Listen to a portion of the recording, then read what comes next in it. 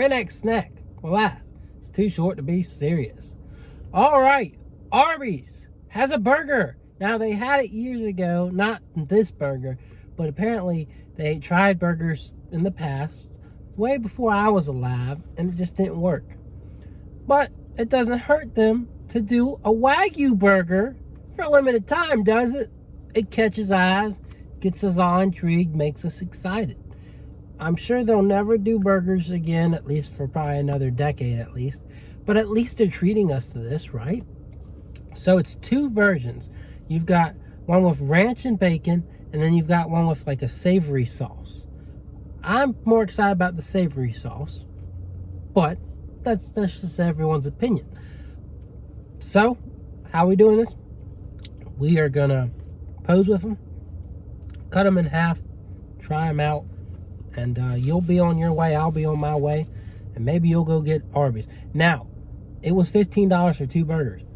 Of course, they're advertised as Wagyu, and at some extent, they have Wagyu in them.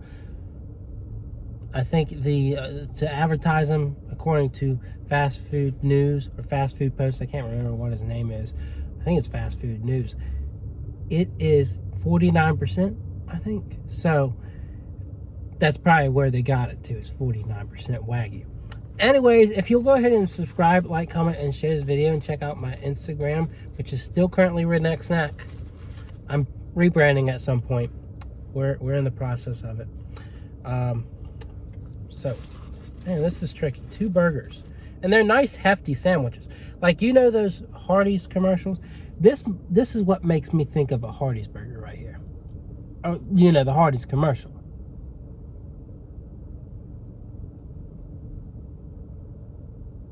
Definitely not the Hardee's burger, because the Hardee's burger is always disappointing.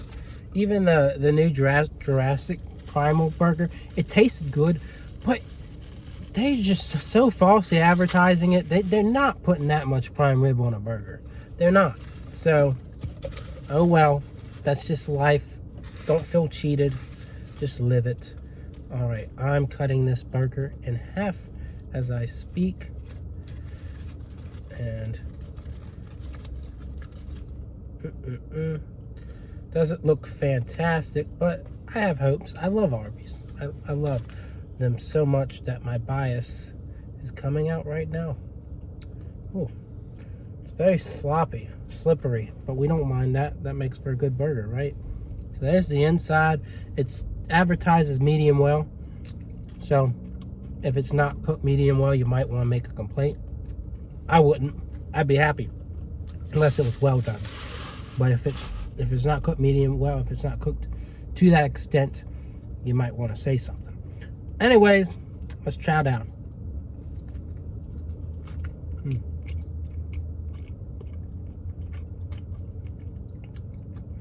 Okay. A bit salty. I will say that. I do like its sloppiness though.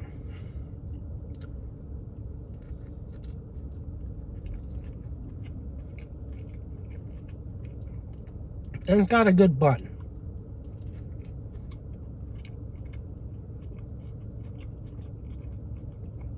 Which makes all the difference in the burger. The sauce reminds me of any type of secret sauce. Savory, slightly sweet. Not quite as tangy as your Big Mac sauce, but it's pretty good.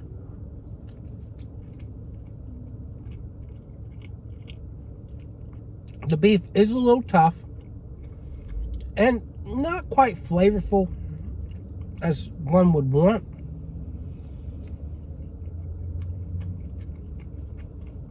But I don't have any complaints here. Like, it's a pretty decent burger. It's kind of filling. The sauce works.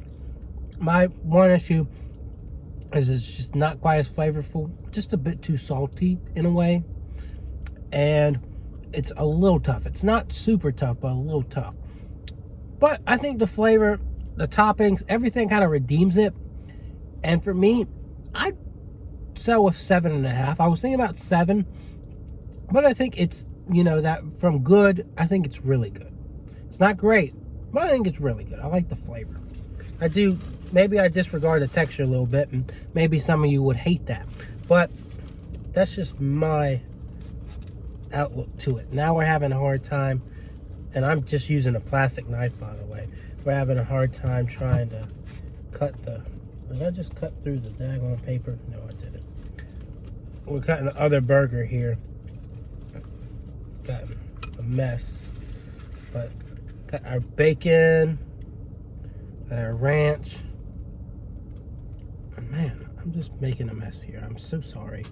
But there's that messy atrocity. So anyways, let's try this out.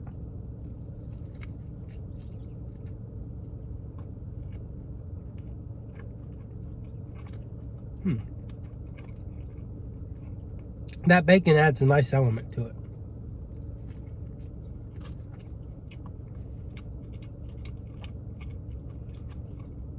And the ranch is also pretty good. Surprisingly, and you know, this happens a lot. The one I feel like I'm going to prefer just isn't quite as good as the one I end up preferring.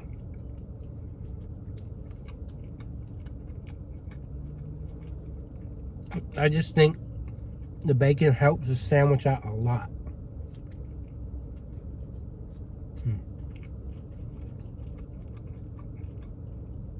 Beef still suffers from the same type of issues it had on the other patty. Bit too salty, not really a diverse flavor profile, and a little tough. The bread's pretty decent. The bacon adds a nice savory flavor to it. And then the ranch has a lot of those flavor profiles that the beef might lack. So I kind of understand why I might slightly prefer the bacon ranch. Now, what would I rank that?